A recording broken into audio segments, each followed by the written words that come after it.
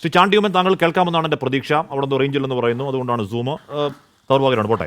ചാണ്ടിയുമ്മൻ, ഞാൻ ചാണ്ടിയുമ്മനിലേക്ക് വരുന്നതിന് മുൻപ് മന്ത്രി VN വാസവന്റെ ഒരു പ്രതികരണം ഒന്ന് കേൾക്കാം. ഈ ആവശ്യം ഉന്നയിക്കുന്നവരോട് മിനിമം ഒരു ചോദ്യം. 11 പേരുടെ മരണത്തിനിടയാക്കിയതാണ് കർണാടകത്തിൽ നമ്മുടെ ക്രിക്കറ്റ് താരങ്ങൾ വന്നപ്പോൾ ഉള്ള സ്വീകരണം. ആ 11 പേര് മരിച്ചിട്ട് അതൊരുക്കിയ ഏതെങ്കിലും ഒരു മന്ത്രി രാജിവെക്കണമെന്ന് അവർ പറയുകയോ ആവശ്യപ്പെടുകയോ ചെയ്യുകയോ ഇപ്പൊ വിമാനം ഉണ്ടായതുകൊണ്ട് തന്നെ പ്രധാനമന്ത്രി രാജിവെക്കണമെന്നാണ് പറയുന്നത്. അപ്പോൾ ഇവിടെ എങ്ങനെ ഒരു ഏതെങ്കിലും വണ്ടിയോടെ ഉണ്ടായ ഉടനെ ഗതാഗത മന്ത്രി രാജിവെക്കുക? ഇത് ആരോഗ്യമന്ത്രി വന്ന് ഉരുട്ടിയിട്ടതോ തള്ളിയിട്ടതോ അത്തരത്തിൽ ഉണ്ടായൊന്നുമില്ലോ. ഉണ്ടായ സംഭവം നിർഭാഗ്യകരമാണ്. അതിന് കാലകൂട്ടി നടപടികൾ സ്വീകരിച്ചിരുന്നു. അത് ഷിഫ്റ്റ് ചെയ്യുന്ന കാര്യത്തിൽ അപ്പോൾ ചില ഉപകരണങ്ങളോട് വരാനുള്ളതിന് മാത്രം ആണ് താമസം വന്നത്, അല്ലെങ്കിൽ നേരത്തെ തീരുമായിരുന്നു. അപ്പോൾ കാലകൂട്ടി അതിന് മുന്നൊരുക്കങ്ങളെല്ലാം നടത്തി എന്നുള്ളതിൽ ക്ലിയർ ആകുന്നത്. ചാണ്ടിയുമ്മനിലേക്കാണ് എത്താൻ ആഗ്രഹിച്ചു, പക്ഷേ ദൗർഭാഗ്യവശാൽ കോൾ കട്ടായിപ്പോയി. ശരിയാക്കുമെന്ന് പ്രതീക്ഷിക്കുന്നു PCR. ചാണ്ടിയുമ്മൻ ഒക്കെ ശരിയായെന്ന് തോന്നുന്നു. ശ്രീ ചാണ്ടിയുമ്മൻ, മന്ത്രി VN വാസവൻ പറയുകയാണ്, ഈ പറയുന്ന രാജ്യത്തിന്റെ മറ്റു ഭാഗങ്ങളിൽ അപകടമുണ്ടായി, തീവണ്ടി അപകടമുണ്ടായി, എന്തോ ആൾക്കൂട്ട മരണമുണ്ടായി, അവിടങ്ങളിലെ മന്ത്രിമാർ, കർണാടകയിൽ അപകടമുണ്ടായി, അവിടുത്തെ മന്ത്രിമാരൊന്നും രാജിവെച്ചില്ലല്ലോ. അതോടൊപ്പം VN വാസവൻ ഒരു കാര്യം പറയുകയാണ്, അതായത് ആരോഗ്യമന്ത്രി ഒന്ന് ഉരുട്ടിയിട്ടതല്ലോ. എത്രമാത്രം ഇൻസെൻസിറ്റീവായ ഒരു മന്ത്രി പറഞ്ഞുകൂടാത്ത പ്രതികരണമാണത് ശ്രീ ചാണ്ടിയുമ്മൻ? തീർച്ചയായിട്ടും വളരെ ലാഘവത്തോടു കൂടിയാണ് പ്രിയപ്പെട്ട മിനിസ്റ്റർ ഇതിനെക്കുറിച്ച് പറഞ്ഞിരിക്കുന്നത്. അത് അംഗീകരിക്കാൻ പറ്റുന്ന ഒരു കാര്യമല്ല. നമ്മുടെ വലിയ ഒരു ഹെൽത്ത് ട്രാജഡി ആയിട്ട് തന്നെ ഇതിനെ കണക്കാക്കേണ്ട സാഹചര്യത്തിൽ നമ്മുടെ കേരളത്തിൽ മുഴുവൻ ഈ ഒരു പ്രശ്നം നിൽക്കുന്ന സാഹചര്യത്തിൽ മിനിസ്റ്റർ ഇങ്ങനെ പറഞ്ഞത് തീർച്ചയായിട്ടും അദ്ദേഹത്തിന് ചേർന്ന ഒരു സ്റ്റേറ്റ്മെന്റ് അല്ല, അദ്ദേഹത്തിന്റെ പദവിക്ക് ചേർന്ന ഒരു സ്റ്റേറ്റ്മെന്റ് അല്ല എന്ന് പറയേണ്ടിയിരിക്കുന്നു. ഇങ്ങനെയാണ് പോകുന്നതെങ്കിൽ കേരളത്തിലെ ജനങ്ങൾ ഈ സർക്കാരിനെ ഉരുട്ടിയിടും.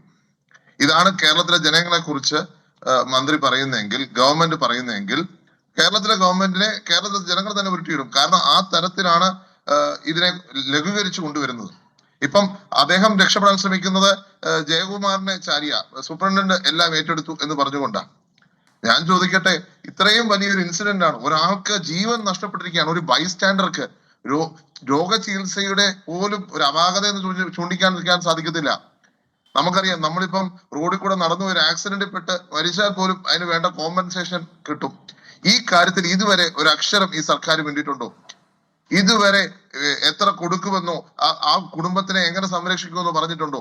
എന്നിട്ട് വളരെ ലാഘവത്തോടു കൂടി പറയുകയാണ് അവിടെ പ്രശ്നങ്ങൾ സംഭവിച്ചു, പലയിടത്ത് ട്രാജഡികൾ സംഭവിച്ചു.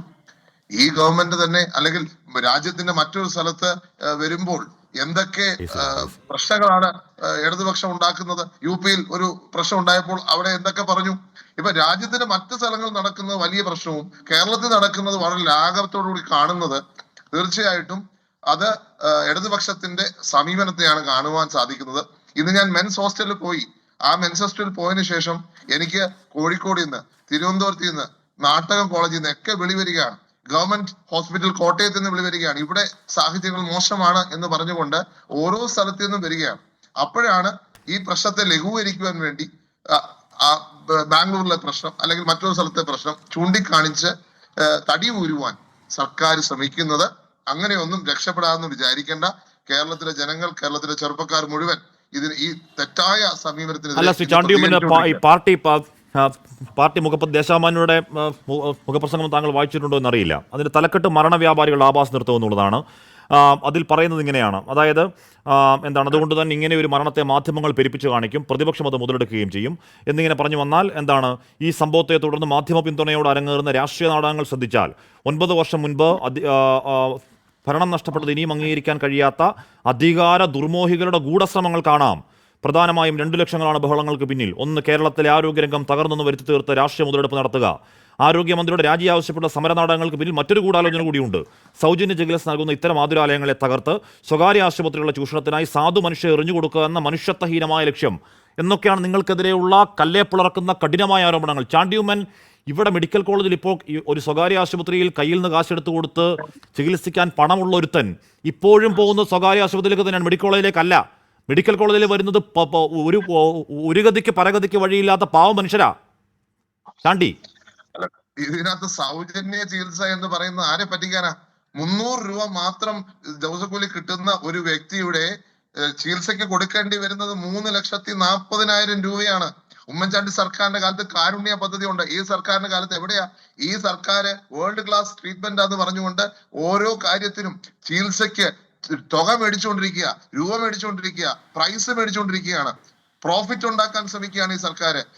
എന്നിട്ട് പറയുകയാണ് മെഡിക്കൽ കോളേജ് സൗജന്യം. അവിടെ തന്നെ നമുക്ക് അറിഞ്ഞൂടെ 3,40,000 രൂപയുടെ ബില്ല് എങ്ങനെ കിട്ടുന്നത്? എവിടെയാ സൗജന്യം? ഇത് ആളുകളുടെ കണ്ണിൽ പൊടിയിടുവാനുള്ള ശ്രമം. പാർട്ടി പത്രം എഴുതിയാൽ സൗജന്യ ചികിത്സ ആയി കിട്ടുമോ? ഇവിടെ ഇന്ന് ഞാൻ മനസ്സിലാക്കുന്നത് അവിടുത്തെ എല്ലാ ഓപ്പറേഷനും നിർത്തിവെക്കേണ്ട സാഹചര്യം വന്ന അവിടുന്ന് പലരെയും പറഞ്ഞു വിട്ടു എന്നാണ് മനസ്സിലാക്കുന്നത്. കാരണം അവിടെ ഭക്ഷണം കൊടുക്കുന്നവർ പറയുന്ന പലരും ഇന്ന് വരുന്നില്ല എന്നുള്ളത് വരെ പറയുന്നുണ്ട്. അപ്പോൾ ഈ ഗവൺമെന്റിന്റെ മെഡിക്കൽ കോളേജ് ഇന്ന് സൗജന്യമാണെന്ന് പറയുന്നത് ആൾക്കാരെ പറ്റിക്കാൻ വേണ്ടിയാണ്. ഈ ഗവൺമെന്റ് 9 വർഷക്കാലം കൊണ്ട് സൗജന്യമായ എല്ലാം എടുത്തു കളഞ്ഞ് എല്ലാ കാര്യത്തിനും പൈസ മേടിക്കുന്ന ഒരു സാഹചര്യം നമ്മുടെ നാട്ടിലുണ്ട്. ഇവിടെ പിന്നെ പറയുന്നു അധികാരത്തിന് വേണ്ടിയാണ് ഇതൊക്കെ ഞങ്ങൾ ചെയ്യുന്നതെന്നാണ്. ഇത് ജനങ്ങളുടെ മുന്നിൽ ഈ ശ്രദ്ധ കൊണ്ടുവരണ്ടേ? ജനങ്ങളുടെ മുന്നിൽ ഇത് അധികാരികളുടെ മുന്നിൽ ഇത് കൊണ്ടുവരണ്ടേ? ഇങ്ങനൊരു സംഭവം നടക്കുമ്പോൾ ഞങ്ങൾ മിണ്ടാതിരിക്കണോ? ഞങ്ങൾ മിണ്ടാതിരുന്നാ പറയും ഞങ്ങൾ ഈ കൊലപാതകത്തിന് കൂട്ടുനിന്നു എന്നാ പറയുന്നത്. ഇന്ന് എനിക്കെതിരെ ആരോപണം വരുന്നത് ഞാൻ മിണ്ടാതിരുന്നു എന്നാ പറയുന്നത്. ഞങ്ങൾ അവിടെ പറഞ്ഞത് കൊണ്ടാണ് ഇന്ന് ഇത്രയെങ്കിലും സംഭവിച്ചതെന്ന് അധികാരപൂർവ്വം ഞങ്ങൾക്ക് പറയാൻ സാധിക്കും. കാരണം ആധികാരികമായി പറയാൻ സാധിക്കും എന്താണ് അവിടെ നടന്നത്. ഞങ്ങൾ 2 മണിക്കൂർ കഴിഞ്ഞ് അവിടെ ചെല്ലുമ്പോഴും അനങ്ങാതെ നിൽക്കുന്ന ഒരു സംവിധാനത്തെയാണ് അവിടെ കണ്ടത്. അനങ്ങാതെ നിൽക്കുന്ന സംവിധാനം. ഞങ്ങൾ ചോദിക്കുന്നു എന്താ ഇവിടെ സംഭവിക്കുന്നത്, എപ്പോഴാണ് റെസ്ക്യൂ നടക്കുന്നത് എന്ന് പറഞ്ഞപ്പോൾ മിണ്ടാതിരിക്കുന്ന ഉദ്യോഗസ്ഥന്മാർ, ഒരു ഉത്തരം പറയാത്ത അതിനകത്ത് അതായത് ഈ ബിൽഡിംഗ് വീണപ്പോൾ തന്നെ ബിന്ദു മരിച്ചു. അപ്പൊ അത് കാരണം ആ സമയത്ത് രക്ഷാദൗത്യം നടത്തിയിരുന്നുവെങ്കിലും പറ്റുമോ? അല്ല ഒറ്റ ചാണ്ടി, അതായത് ആ ബിന്ദു ബിൽഡിംഗ് വീണപ്പോൾ തന്നെ ബിന്ദു മരിച്ചു. അതുകൊണ്ട് രക്ഷാദൗത്യം നേരത്തെ ആയിരുന്നെങ്കിലും ബിന്ദുവിനെ ജീവനോടെ കാക്കാൻ കഴിയുമായിരുന്നില്ല എന്നൊരു നറേറ്റീവ് കൂടെ ഇടയ്ക്ക് കേട്ടോ ശ്രീ ചാണ്ടി. അങ്ങനെ നരേറ്റീവിന് മുമ്പ് മറ്റൊരു നരേറ്റീവ് ഉണ്ട്. അവിടെ ഒറ്റപ്പെട്ട ബിൽഡിംഗ് ആണെന്നുള്ള നരേറ്റീവ്, അവിടെ ആരും ഇല്ല എന്നുള്ള നരേറ്റീവ്.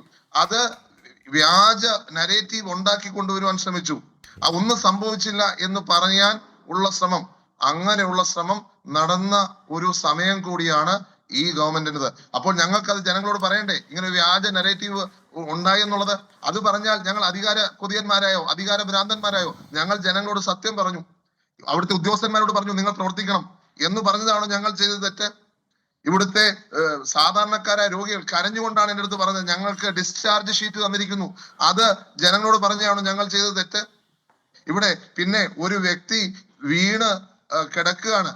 ആ കിടക്കുന്ന ബോഡി അത് എത്രയും പെട്ടെന്ന് ഉണ്ടോ എന്ന് പോലും അറിയാത്ത സാഹചര്യം.